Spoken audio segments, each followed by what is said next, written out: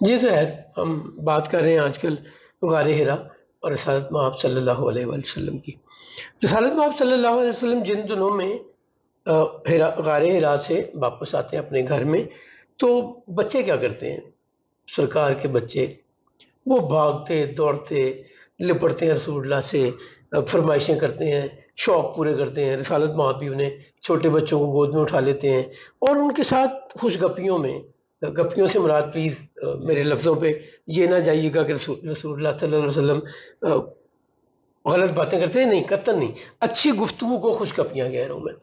تو رسالت مآب صلی اللہ علیہ وسلم جب گھر میں ہیں تو گھر کی رونق ہی اور ہے۔ سیدہ خدیجہ سلام اللہ علیہا کی خوشی کا عالم کچھ اور ہے۔ زندگی گھر میں بڑی ہی ایٹ اٹس پیک نظر آتی ہے، پورے عروج پہ خوشیاں، محبت، معاملات۔ اور مکہ میں بھی ایک خوشبو، ایک آسانی، ایک رحمت، ایک مہربانی، ایک کوہیسونیس، لوگوں کا آپس میں ملنا اٹھنا بیٹھنا۔ اب یاد رکھیے، آج تک کی ہم باتیں یا رسالت مآب صلی اللہ علیہ وسلم کے اعلان نبوت سے پہلے کی تمام باتیں وہ ہیں جب اللہ کی وحی نہیں آئی۔ جی، جو لوگ اسے کیٹیگرائز کرتے ہیں، میں تو اس کا قائل نہیں ہوں، جو لوگ اسے کیٹیگرائز کرتے ہیں وہ دیکھیں کہ نبوت، اعلان نبوت سے پہلے بھی رسالت مآب صلی اللہ علیہ وسلم کا کیریکٹر، آپ کی عادات، آپ کے معاملات کس لیول پہ ہیں۔ یعنی کوئی میچ ہی نہیں ہے رسول اللہ کی زندگی کا کسی اور سے، وہ اتنی اعلیٰ۔ اب یہ دیکھیں نا، اللہ کریم رسالت مآب سے کیا کہتے ہیں کہ میرے محبوب آپ ان سے کہیے، وہ جو اعتراض کرتے ہیں بعد میں، آپ ان سے کہیے کہ 40 سال ایک عمر میں تمہارے درمیان گزار چکا، 40 سال ہے کم و بیش، تو کیا تم نے 40 سال میری زندگی نہیں دیکھی؟ میرا سچ نہیں دیکھا، میری امانت داری نہیں دیکھی، میرا صلح جو ہونا نہیں دیکھا، میری کمزوروں کی مدد کرنا نہیں دیکھا، مجھے معاملات کو اچھا چلانا نہیں دیکھا؟ مجھے کبھی دیکھا ہے کہ میں نے کوئی لوگوں کی خرابی میں کوئی حصہ لیا ہو؟ میں نے کسی صلح یا اچھی بات کی علاوہ کوئی بات کی ہو؟ اور کبھی میں نے جھوٹ بولا ہو، کبھی میں نے مس بیہیو کیا ہو کسی سے؟ یعنی یہ اتنا بڑا معجزہ ہے جو اللہ کریم رسالت مآب صلی اللہ علیہ وسلم سے اعلان کرنے کو کہہ رہے ہیں کہ نہ کائنات میں اس سے پہلے نہ اس کے بعد کوئی شخص یہ دعویٰ نہیں کر سکتا جو رسالت مآب صلی اللہ علیہ وسلم سے اللہ کریم نے کروایا۔ جی، اور یہ کوئی سرکار فخریہ نہیں بیان کر رہے، اپنی بڑائی نہیں بیان کر رہے، مالک کے کہنے پہ بتا رہے ہیں کہ تمہیں اعتراض ہے نا۔ وہ مجھے ایک ڈائلاگ یاد ہے جی، نضر بن حارث بن علقمہ، وہ سردار اکٹھے ہوئے ہیں دارالندوہ میں، اور زیر بحث کیا ہے؟ زیر بحث ہے جناب محمد بن عبداللہ صلی اللہ علیہ وآلہ وسلم۔ اب ان کو سمجھ نہیں آ رہی، وہ کوئی نقص بھی نہیں ڈھونڈ رہے۔ رسالت مآب صلی اللہ علیہ وسلم کی باتیں اپیلنگ بھی بڑی ہیں، سچ پہ بیسڈ ہے، اللہ کی ہدایت پہ ہیں۔ پریشانی ہے ان کو طبقاتی نظام کی۔ ایک دفعہ عمر بن شام بن مغیرہ، جسے ابو جہل کہتے ہیں ہم، رسالت مآب صلی اللہ علیہ وسلم کے پاس آتا ہے اور کہتا ہے محمد، ہم ساری باتیں تمہاری ماننے کو تیار ہیں، ہم تم پر ایمان لانے کو تیار ہیں، صرف ایک بات کر دو۔ سرکار پوچھتے ہیں کیا؟ یہ نہ کہو کہ غلام اور ہم برابر ہیں۔ جی، وہ جو مخالفت شروع ہوئی نا، میری اپنی انڈرسٹینڈنگ ہے، اس کا ایشو اللہ کی وحدانیت نہیں تھا۔ عرب اللہ کو مانتے تھے، اللہ کو خدا مانتے تھے، صرف یہ نہیں مانتے تھے کہ اللہ ہے، اللہ کو خدا مانتے تھے، اس کے ساتھ اور خداؤں کو مانتے تھے۔ ٹھیک، ان کا مسئلہ یہ تھا کہ وہ ایک خدا کو نہیں مانتے تھے، اللہ کو مانتے تھے۔ ٹھیک، ہمارا مسئلہ یہ، ہم ایک خدا کو مانتے ہیں اور اللہ کی ایک نہیں مانتے، انفارچونیٹلی جو اس نے حکم دیے ہیں ان پہ عمل نہیں کرتے۔ میں بات کر رہا تھا نضر بن حارث بن علقمہ، سو یہ سارے بیٹھے ہوئے ہیں اور ڈسکشن کیا ہے جناب رسالت مآب صلی اللہ علیہ وسلم۔ ان میں سے کوئی کہہ رہے ہیں کہ یار ہم کیا کریں، لوگوں کو کیا سمجھائیں کہ محمد جو کہتے ہیں یہ غلط ہے، کیسے کہیں؟ تو کسی نے مشورہ دیا کہ ہم کہتے ہیں کہ محمد جھوٹ بول رہا ہے۔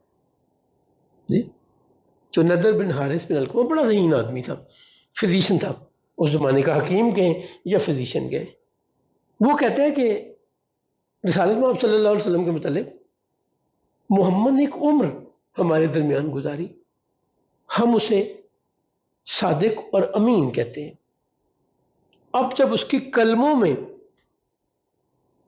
سفیدی آ رہی ہے، اب یہ کلموں میں سفیدی عرب میں بتایا یہ جا رہا ہے کہ جب عمر بڑھ گئی ہے، میچور ہو گیا ہے، جب ریفائنڈ ہو گیا ہے کوئی اپنی عمر کے اعتبار سے، ظاہری عمر کے اعتبار سے، تو اس وقت ہم کہیں کہ وہ جھوٹ بولتا ہے۔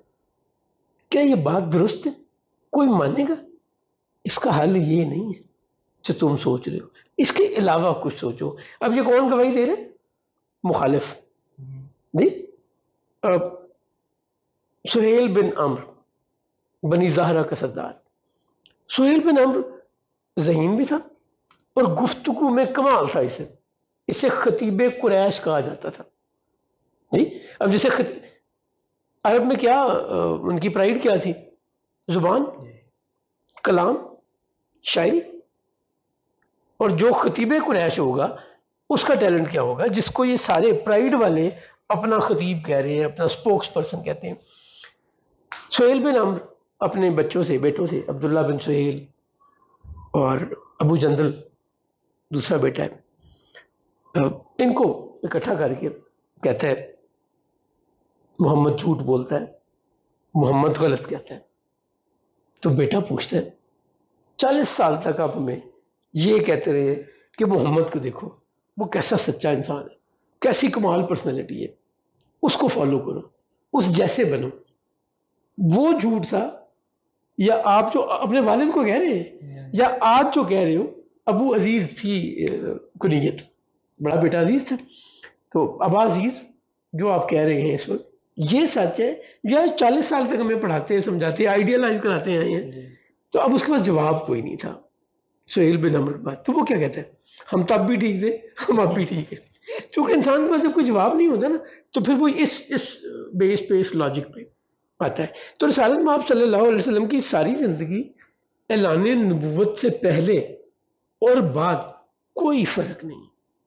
ہاں تکلیفیں بڑی، ذمہ داریاں بڑی، سخاوت بڑی، وہی جو عمر کے ساتھ جو کچھ بڑھنا چاہیے، عزت بڑی، کمال بڑھا، مقام بڑھا، یہ سارا کچھ انسان کی زندگی کے ساتھ ہے۔ آپ کا تصرف بڑھا، پہلے صرف مکہ تھا، پھر آپ ایران، شام، عراق، مصر، یمن، ہندوستان، پتہ نہیں کہاں کہاں پھیلتا رہا۔ بٹ آپ کی ذات کے جو ٹریٹس تھے، خوبیاں تھیں، کمال تھے، وہ اعلان نبوت سے پہلے بھی اتنے ہی بڑے ہیں، اتنے ہی اوج کمال پر ہیں جتنے آپ کو اعلان نبوت کے بعد نظر آتے ہیں۔ سر رسالت میں آپ صلی اللہ علیہ وسلم گھر آتے ہیں تو he is a wonderful husband, he is an ideal father. اگر کسی کو یہ خیال ہو، جو اللہ کے رسول نماز پڑھتے ہوئے اپنے نواسیوں کو اٹھا لیں گود میں، جو سجدے میں جائیں اور نواسا اوپر آ کے بیٹھ جائے، تو اس خیال میں کہ یہ محبت سے بیٹھا ہے اور آپ سجدے کو لمبا کرتے جائیں، 3 تسبیحات کرنی بجائے 72 تسبیحات کر لیں، وہ کیا کمال۔ وہ نماز، عید کی نماز پڑھنے جائیں تو ایک نواسا دائیں طرف بیٹھا ہو، دوسرا نواسا بائیں طرف بیٹھا ہو جی، غلام کے بیٹے کو انگلی سے پکڑا ہوا ہے، اسامہ بن زید کو اس معاشرے میں جس میں غلام کی حیثیت کوئی نہیں، بالکل ایسے پکڑا ہوا ہے کہ جیسے اپنے بیٹوں پوتوں کو۔ سو رسالت میں آپ صلی اللہ علیہ وسلم نے بھرپور زندگی گزاری، جاتے ہیں غار حرا میں، غور کرتے ہیں، اللہ سے اپنا تعلق قائم کرتے ہیں۔ اچھا اس وقت ہو کیا رہا ہے؟ اس وقت 2 چیزیں ہو رہی ہیں۔ ایک تو وہ جو سوال ڈیولپ ہو رہے ہیں نا رسالت میں آپ صلی اللہ علیہ وسلم کے ذہن میں، ان کے جواب کا وقت آنے والا ہے۔ سو یہ غور کرتے ہوئے سرکار سوال پوچھتے ہیں، سوچتے ہیں۔ اچھا پوچھنے سے مراد یہ نہیں ہے کیونکہ سامنے بیٹھا ہوا جس سے پوچھتے ہیں، اپنے ذہن میں سوال آتے ہیں اور آپ غور کرتے ہیں۔ سو اب ان سوالوں کے جواب کا وقت قریب آتا جا رہا ہے۔ دوسرے کائنات پہ غور کرتے ہیں، تیسرے بے سبب نہیں ہیں جی، اور چوتھے ابو آل پریویس 3 اللہ کریم سرکار کی باڈی اور آپ کے دل کو پریپیئر کر رہا ہے اتنے بڑے کام کے لیے جس میں اللہ کا کلام آنا ہے. اچھا، اب یہ میرے آپ کے سوچنے سے بہت بڑی بات ہے کہ اللہ کا کلام جس پر اتارا جا رہا ہے اس کی کیا کیفیت ہوتی ہوگی. سرکار ختمی مرتبہ صلی اللہ علیہ وسلم جب وحی آیا کرتی تھی تو پسینے میں بھیگ جاتے تھے، سردیوں میں بھی آپ کی پیشانی پہ چہرے پہ موتیوں کی طرح پسینہ ابھرتا تھا. زید بن ثابت جنگ صحابی، سرکار ختمی مرتبہ صلی اللہ علیہ وسلم کی وصال کے وقت ان کی عمر 18 یوم سال ہے. ایک دن یہ سرکار کی خدمت میں موجود ہے اور حضور کا گھٹنا ان کی تھائی پہ پڑا ہوا ہے، جیسے قریب بیٹھتے ہیں جی، اور وہی نازل ہونا شروع ہو گئی. زید بن ثابت کہتے ہیں، یہ انصاری ہیں، دو زید بن ثابت ہے، ایک زید بن ثابت مہاجر ہے، دوسرے زید بن ثابت انصاری ہے. یہ زید بن ثابت انصاری کی بات ہو رہی ہے، بہت ذہین تھے، یو کین کال ہم جینیس. جب مدینہ منورہ سے یہودیوں کو ختم ہو گئے یہودی، تو سریانی اور عبرانی زبان کسی مسلمان کو نہیں آتی تھی، نہ انصار کو نہ مہاجر کو. تو رسالت مآب صلی اللہ علیہ وسلم نے زید بن ثابت کو یہ ذمہ داری دی. پتہ کتنے دن میں زبان سیکھ لی؟ 15 days. He was super genius. اللہ نے، میں پھر کہتا ہوں نا، اللہ نے یہ چون کے بھیجے ہوئے ہیں. اگر کسی کا خیال ہے نا کہ اتفاق سے، نہ دشمن عام دشمن تھا، دشمن بھی چون کے بھیجے، نہ محبت کرنے والے اور ایمان لانے والے کوئی عام لوگ تھے، وہ بھی چن کے بھیجے. میں آپ ہوتے نا تو پتہ نہیں کیا کرتے. اللہ کی رحمت ہے کہ اس نے ہمیں ایمان والے گھر میں بھیجا. جی، زید بن ثابت کہتے ہیں کہ میں بیٹھا ہوا تھا، رسالت مآب صلی اللہ علیہ وسلم کا گھٹنا میری تھائی پہ تھا، تو وہی نازل ہونا شروع ہو گئی. اچھا، اب کبھی آپ بیٹھ کے دیکھیے، جسے ہم پنجابی میں چوکڑی مارنا یا اردو میں آلتی پالتی کہتے ہیں، یہ 4 شانے کہتے ہیں بیٹھنا، 4 زانو تو سیدھا بیٹھتے ہیں نا، ایسے نماز میں ہوتے ہیں. تو کوئی اتنا ویٹ اس پہ آ نہیں سکتا، میں دباؤں بھی تو اتنا نہیں آ سکتا. لیکن وہ کہتے ہیں کہ اس وقت اتنا بوجھ تھا کہ مجھے ایسے لگا میری ہڈی ٹوٹ جائے گی. یہ بڑی مضبوط ہڈی ہوتی ہے جی، شاید ہماری باڈی میں سب سے موٹی ہڈی یہی ہوتی ہے. اتنا بوجھ. اگر سرکار اونٹنی پہ سوار ہوتی تھی نا تو وہ چل نہیں سکتی تھی، وہ فوراً بیٹھ جاتی تھی. اتنا جلال اللہ کے کلام کا ہے. تو اس کو سمجھنا میرے آپ کے بس کی بات نہیں ہے. تو اللہ کریم اس کنٹینر کو جو رسالت مآب صلی اللہ علیہ وسلم کا جسم پاک ہے، جسم عطر ہے، اس کو تیار کر رہا ہے کہ اس پہ تجلی آنی ہے. ذرا پیچھے جائیے، بنی اسرائیل نے فرمائش کر دی یا شرط لگا دی موسیٰ علیہ السلام کو کہ ہم تو نہیں مانیں گے جب تک ہم اللہ کو خود نہیں دیکھ لیں گے. جی، تو اللہ کریم نے اپنی نور کی پتہ نہیں کتنی کروڑویں حصے کی تجلی طور پہ یا پہاڑ پہ پھینکی، اور زلزلہ آیا اور ایک خوفناک آواز تھی، سارے مر گئے. تو وہ اللہ کا جلال، اللہ خود فرماتا ہے کہ اگر میں یہ کلام پہاڑ پر نازل کرتا تو پہاڑ ریزہ ریزہ ہو جاتا.